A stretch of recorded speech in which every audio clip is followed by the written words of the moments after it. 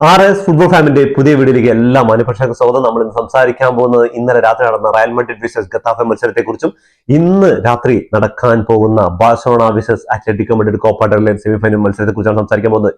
ആദ്യം തന്നെ നമുക്ക് റയൽ മാഡ്രിഡ് വിസസ് ഗത്താഫെ മത്സരത്തിലേക്ക് വരാം. എന്താ റയൽ മാഡ്രിഡ് ഫാൻസിന് ഒന്നും കാണാനില്ല, മാച്ച് സ്റ്റാറ്റസ് കാണുന്നില്ല, കുറെ പേരിന്റെ അഡ്രസ് ഇല്ല, ബാക്ക് ടു ബാക്ക് പരാജയങ്ങളാണ്. ഒസസൂന ആരൊക്കെ വന്ന് കൊട്ടിട്ട് പോകണം, ഒസസൂന വന്ന് കൊട്ടിട്ട് പോയി. അതിനുശേഷം ബണ്ണ് പോലും ഇതാ, അത് എവേ മത്സരം എന്ന് വിചാരിക്കുക, ഇത് ഹോം മത്സരത്തിൽ ബെർണ പോലും വന്നിട്ട് ഗത്താഫെ ടേബിളിൽ 14 സ്ഥാനത്ത് കിടക്കുന്ന ടീമാണോ, അവർ വന്നിട്ട് 1-0 കൊട്ടിട്ട് പോയാ. ലോ ബ്ലോക്കും മറ്റേ ബ്ലോക്കും ഒക്കെ ആണെങ്കിലും മൊത്തമായിട്ട് അവരെന്താ പറയാ, മൊത്തമായിട്ട് ബ്ലോക്ക് ഇട്ടതാണ്. അമ്മാതിരി ബ്ലോക്ക് 1-0 അവർ വിജയിക്കുകയാണ്. 39-ാം മിനിറ്റിലാണ് ഗത്താഫെ ആദ്യം ഗോൾ നേടുന്നത്. അതിനുശേഷം റയൽ മാഡ്രിഡ് കിണഞ്ഞ് പരിശ്രമിച്ചിട്ട് അവരുടെ ഡിഫൻസും ആ ബ്ലോക്കും അവരുടെ ഗോൾ കീപ്പർക്കാണ് മാൻ ഓഫ് ദി മാച്ച് കിട്ടിയിരിക്കുന്നത്. റയൽ മാഡ്രിഡിന്റെ ഒരു ഫാൻസിനും കാണാനില്ല, സ്റ്റാറ്റസ് വരുന്നിട്ടില്ല, മാച്ച് ഡേന്റെ സ്റ്റാറ്റസ് വരെ എന്തെന്ന് കളിയുള്ളത് അറിഞ്ഞിട്ടില്ല തോന്നുന്നുണ്ട്. എന്താ കാരണം എന്ന് പറഞ്ഞാൽ എല്ലാവരും ഇട്ട് നോക്കുന്നത് Barcelona versus Atletico Madrid Copa del റേയിൽ ബാഴ്സലോണ എങ്ങനെയും പുറത്താവണം എന്നുള്ള കണ്ടീഷനിൽ 4-0 കംബാക്ക് ഒന്നും അടിക്കില്ല എന്ന് പറഞ്ഞിട്ട് ഇവർ വീരവാദം മുടക്കി. നാളെ അത് ഫുട്ബോളാണ്, എന്ന് സംഭവിക്കാം. കംബാക്ക് അടിക്കാതിരിക്കുക അത് വേറെ വിഷയം. പക്ഷെ ഇവരുടെ ഇന്നത്തെ കളി ഉണ്ടെന്ന് അറിയാതെ ലീഗിൽ ഇപ്പോൾ ലാ ലീഗിൽ വീണ്ടും 4 പോയിന്റ് ഡിഫറൻറ്റ് ആയി. ഈ 3-4 മാസത്തെ ഇടവേളയ്ക്ക് ശേഷം ടേബിൾ ടോപ്പിൽ നിൽക്കാനുള്ള ഒരു അവസരം കിട്ടിയാണ് ബാഴ്സലോണയായിട്ട് നല്ലൊരു അവസരം ഒരുക്കി കൊടുത്താണ്. ബാഴ്സലോണയുടെ പരാജയങ്ങളിൽ 2 പരാജയങ്ങളൊക്കെ ഇങ്ങനെ കിട്ടിയപ്പോൾ അതിൽ ടോപ്പിൽ കയറാൻ 1 പോയിന്റ് വ്യത്യാസം ടോപ്പിൽ കയറാൻ പറ്റി. അവിടെ ഒരാഴ്ച തികച്ചൊരാഴ്ച ഇരുന്നില്ലടോ, അത് പോട്ടെ, ഒരാഴ്ച ഇരുന്നില്ല വിട്ടെ, ഇതാ 10 ദിവസത്തിനുള്ളിൽ വീണ്ടും 4 പോയിന്റ് ഗ്യാപ്പ്. ഇനി എൽ ക്ലാസിക്കോ വരാനുണ്ട്, അതിനിടയിൽ കുറെ മത്സരങ്ങൾ ഇനിയും ബാക്കിയുണ്ട്. എന്താവും? ആ ഒരു പ്രതീക്ഷ ഉണ്ടായിരുന്നത് ചാമ്പ്യൻസ് ലീഗും ഈ സീസണിൽ, അതേപോലെ തന്നെ ലാ ലീഗുമാണ്. കോപ്പ ഡെൽ റേയും സ്പാനിഷ് സൂപ്പർ കപ്പൊക്കെ പോയി, കയ്യിൽ നിന്ന് പോയല്ലോ. അപ്പൊ പിന്നെ ഒന്നും പറഞ്ഞെടുക്കാറില്ല. ഇനി സിറ്റിയാണ് ചാമ്പ്യൻസ് ലീഗിൽ വരാൻ പോകുന്നത്, ഹോം ആൻഡ് അവേ മാച്ച് മത്സരങ്ങൾ വരാൻ പോകുന്നു, ഈ ആഴ്ച വരെ നടക്കാൻ പോകുന്നു. അപ്പൊ അതില് എംബാപ്പെ ഇല്ല, no Mbappe, no penalty, no Courtois, nothing. Real Madrid ഒന്നുമില്ല. ഗോളുകൾ തടയാൻ വേണ്ടിയിട്ട് നമ്മുടെ സൂപ്പർ ഗോൾ കീപ്പറായ കോർട്ടുവയും അതേപോലെ തന്നെ ഗോൾ അടിച്ചു കൂട്ടാൻ എംബാപ്പെ ഇല്ലെങ്കിൽ അവിടെ റയൽ മാഡ്രിഡ് 0 ആണ്. കോച്ച് മാറിയിട്ടൊന്നും ഒരു കാര്യമില്ല. കളികൾ നടക്കണ്ടേ, കളികൾ നടന്നാലല്ലേ. പിന്നെ എന്തൊക്കെയോ ഒരു എനർജി കുറവ്, കുറെ പ്ലേയേഴ്സിന് കുറെ എനർജി ഉണ്ട്, കുറെ പ്ലേയേഴ്സ് എനർജി ഇല്ലാതെ എന്തൊക്കെയോ രീതിയിലാണ് കളിക്കുന്നത്. എന്താണ് റയൽ മാഡ്രിഡിന് പറ്റിയെന്ന് ഒരു പിടിയില്ല കേട്ടോ. ഗത്താഫെയോട് കളിയെ കണ്ടാൽ മതി, ഒരുപാട് ചാൻസ്. ആ ഒരു സ്റ്റാറ്റസ് നോക്കിക്കഴിഞ്ഞാൽ രാവിലെ ഇനിയിപ്പോ കളി കാണാത്ത ആൾക്കാരുണ്ടാവും, സ്റ്റാറ്റസ് നോക്കിക്കഴിഞ്ഞിട്ട് ഹൈലൈറ്റ്സ് ഒക്കെ കാണുകയാണെങ്കിൽ ശരിക്കും അവർ ഇതാവും. അമ്മാതിരി സ്റ്റാറ്റസാ. 20% എന്തോ ഉള്ളൂ ഗത്താഫയുടെ ബോൾ പോസ്റ്റ്, 200 പാസുകൾ എന്തൊക്കെയോ കംപ്ലീറ്റ് ചെയ്തിട്ടുള്ളൂ. ആകെ അടിച്ച ഓൺ ടാർഗറ്റ് 3 അതിൽ 1 ഗോളാക്കിയിട്ടുണ്ട് ഗത്താഫെ. ഇവിടെ ആണെങ്കിൽ ആ സ്റ്റാറ്റസിലേക്ക് നമുക്ക് വരാം. അപ്പോ അങ്ങനെ ഒരു കളി വീണ്ടും ബാക്ക് ടു ബാക്ക് പരാജയങ്ങളാണ് ലാ ലീഗിൽ വാങ്ങിയിരിക്കുന്നത്. റയൽ മാഡ്രിഡ് തിരിച്ചു വരവായിരുന്നു പുതിയ കോച്ചിന്റെ കീഴിൽ. കോപ്പ ഡെൽ റേയിൽ നിന്ന് പുറത്തായാലും ലാ ലീഗിൽ നല്ല ആധിപത്യത്തിൽ തിരിച്ചു വന്ന് ബാഴ്സലോണയേക്കാൾ 1 പോയിന്റ് മുന്നിലായി ടേബിൾ ടോപ്പിലായിട്ട് ഇങ്ങനെ ഇരിക്കുകയായിരുന്നു. ഒരാഴ്ച തികഞ്ഞ മുമ്പ് ചീട്ടുകൊട്ടാരം പൊട്ടി തകിട് പൊടിയാവുന്ന പോലെ ഇറങ്ങി വന്നിട്ടുണ്ട്. അപ്പോഴും റയൽ മാഡ്രിഡിന്റെ ഫാൻസിനൊന്നും കാണാനില്ല എന്നുള്ള ഒരു കാര്യമാണ്. ഇന്നത്തെ മാച്ചിന്റെ സ്റ്റാറ്റസ് പോലും കുറെ റയൽ ഫാൻസ് ഇട്ടിട്ടുള്ളൂ.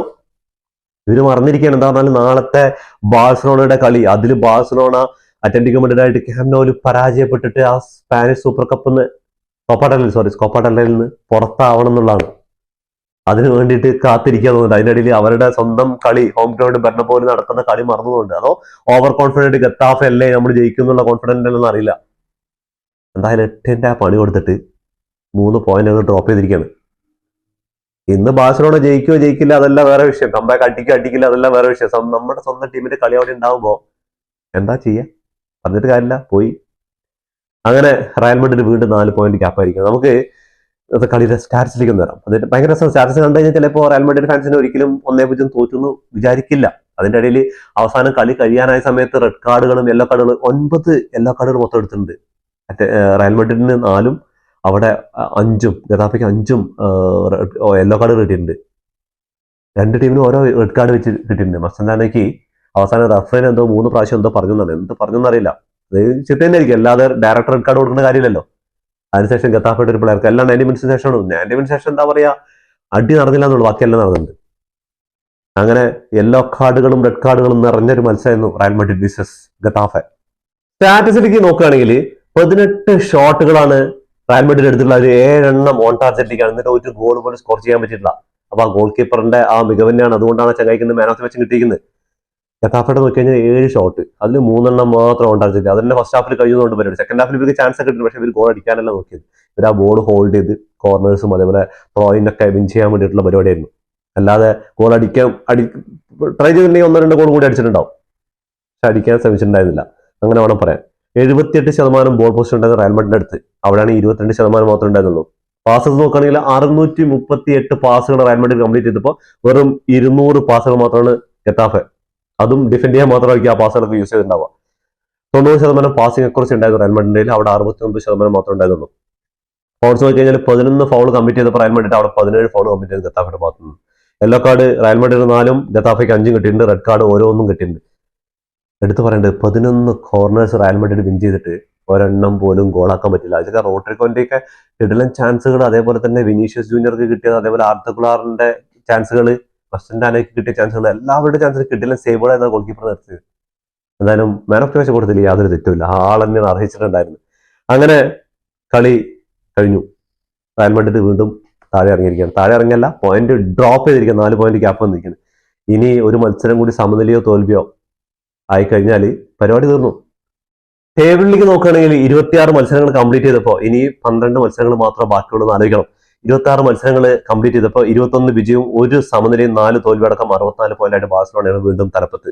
71 ഗോളുകൾ അടിച്ചു കൂട്ടിയപ്പോൾ 26 ഗോളാണ് വഴങ്ങിയിട്ടുള്ളത്. Real Madrid 2ാം സ്ഥാനത്തുള്ളത്. 26 മത്സരങ്ങൾ കംപ്ലീറ്റ് ചെയ്തപ്പോൾ 19 വിജയവും 3 സമനിലയും 4 തോൽവി അടക്കം 60 പോയിന്റുമായിട്ട് 4 പോയിന്റിന്റെ ഡിഫറൻറ്റ് വീണ്ടും വന്നിരിക്കുകയാണ്. 3ാം സ്ഥാനത്ത് അത്ലറ്റിക്കോ മാഡ്രിഡാണ്. 26 മത്സരങ്ങൾ കംപ്ലീറ്റ് ചെയ്തത് 15 വിജയവും 6 സമനിലയും 5 തോൽവിയടക്കം 51 പോയിന്റുമായിട്ട് അത്ലറ്റിക്കോ മാഡ്രിഡ് ഭയങ്കര പുറകിലാണ്. വിലയിലാണ് തൊട്ട് പുറകിലുള്ള അതേ പോയിന്റ്. 26 മത്സരങ്ങൾ കംപ്ലീറ്റ് ചെയ്തത് 16 വിജയവും 3 സമനിലയും 7 തോൽവിയടക്കം 51 പോയിന്റുമായിട്ട്. അപ്പോൾ 3ാം സ്ഥാനത്തിന് 4ാം സ്ഥാനത്തിനായിട്ടുള്ള മത്സരങ്ങൾ നടന്നുകൊണ്ടിരിക്കുന്നുണ്ടെന്നല്ലാതെ 1-2 സ്ഥാനങ്ങൾ റയൽ മാഡ്രിഡും ബാഴ്സലോണയാണ് ഇപ്പോഴും നിൽക്കുന്നത്. അതും 4 പോയിന്റ് ലീഡിന്. ഇനി 18 മത്സരങ്ങൾ മാത്രമേ ബാക്കിയുള്ളൂ എന്നുള്ള കാര്യം ആലോചിക്കണം. അതേപോലെ തന്നെ എടുത്തു പറയേണ്ട കാര്യം എന്ന് പറഞ്ഞാൽ എൽ ക്ലാസിക്കോ വരാനുണ്ട്. മെയില് എൽ ക്ലാസിക്കോ വരാനുണ്ട്. എൽ ക്ലാസിക്കോ ആയിരിക്കും മിക്കവാറും. എൽ ക്ലാസിക്കോയ്ക്ക് മുമ്പ് റയലിന് ഇനിയും കാലിടറി കഴിഞ്ഞാൽ പിന്നെ എൽ ക്ലാസിക്കോ ഒരു സമനില മതി ബാഴ്സലോണയ്ക്ക്. അതും ക്യാമ്പ് നൗവിൽ വെച്ച് നടക്കുന്നത് ആലോചിക്കണം.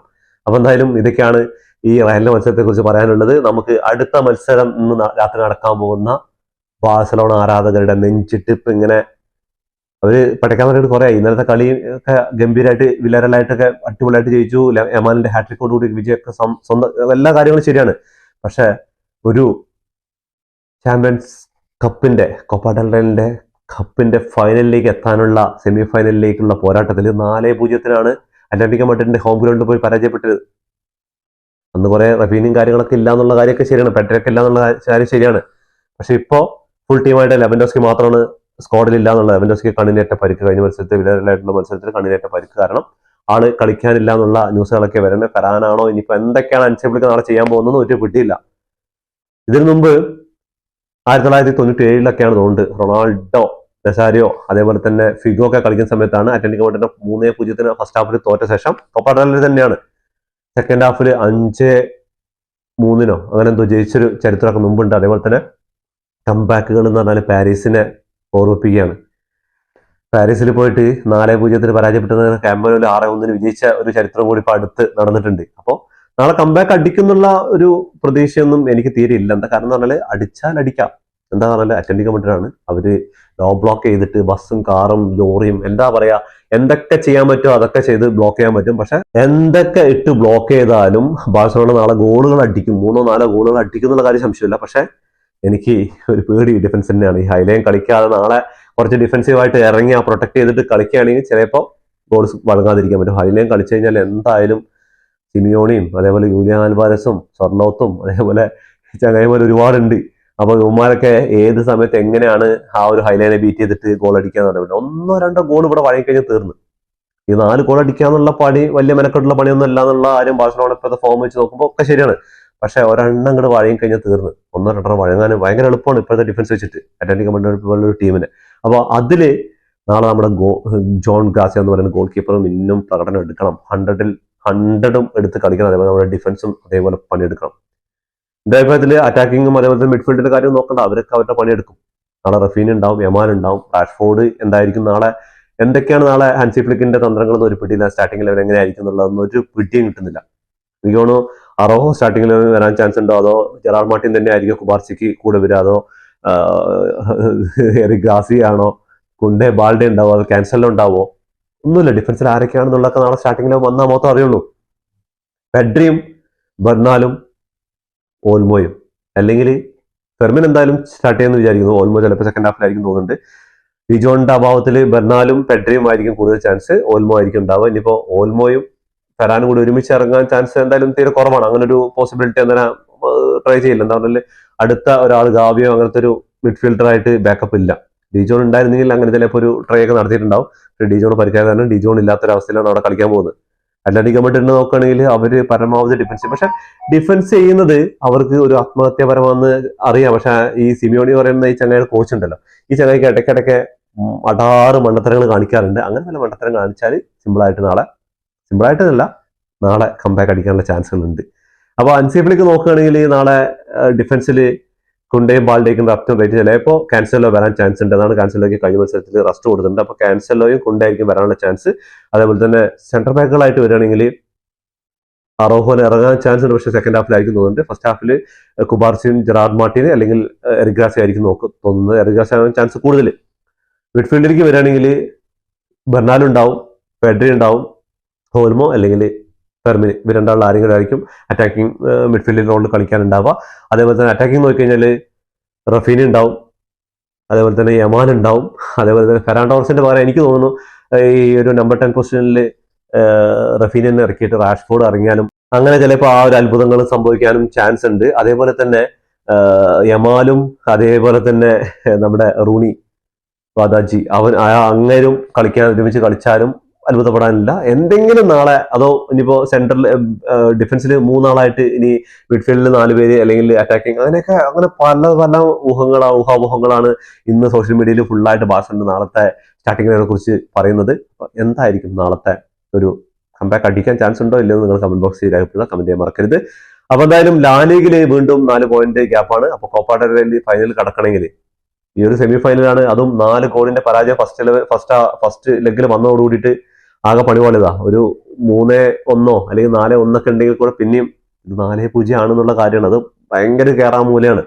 ക്യാംനൌവിലാണ് 60,000 കാണികളൊക്കെ നാളെ ഉണ്ടാവുന്നൊക്കെയാണ് ക്യാംനൌ ഉദ്ധരിച്ച് ഇതിനു മുമ്പുള്ള ന്യൂസുകളൊക്കെ വന്നിട്ടുള്ളത്.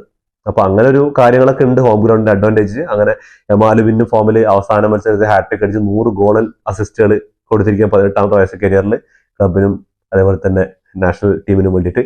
അപ്പോൾ എന്താ ചങ്ങായുടെ ആ ഒരു പെർഫോമൻസ് ഉണ്ടല്ലോ ഹാട്രിക് അടിച്ചത്, അതിലെടുത്ത് പറയേണ്ടത് പെഡ്രിയുടെ പരിക്കിന് ശേഷം തിരിച്ചു വന്നിട്ട് ആ ഒരു അസിസ്റ്റ് ഉണ്ടല്ലോ, സെന്ററിന് കുറച്ച് അകലെ നിന്നിട്ട് ആ ഒരു പെനാൾട്ടി ബോക്സിലേക്ക് നീട്ടി നൽകിയ ഒരു പാസ് ഉണ്ട്.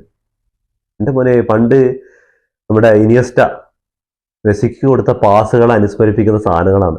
നമ്മുടെ ഉസ്താദ് ഹോട്ടലിൽ പറയുന്ന ഒരു ഡയലോഗ് ഉണ്ട് മമ്മൂക്കായ, ഇത് ചരിത്രം ആവർത്തിക്കാണല്ലോ, അതന്നെ പറയാനുള്ളൂ.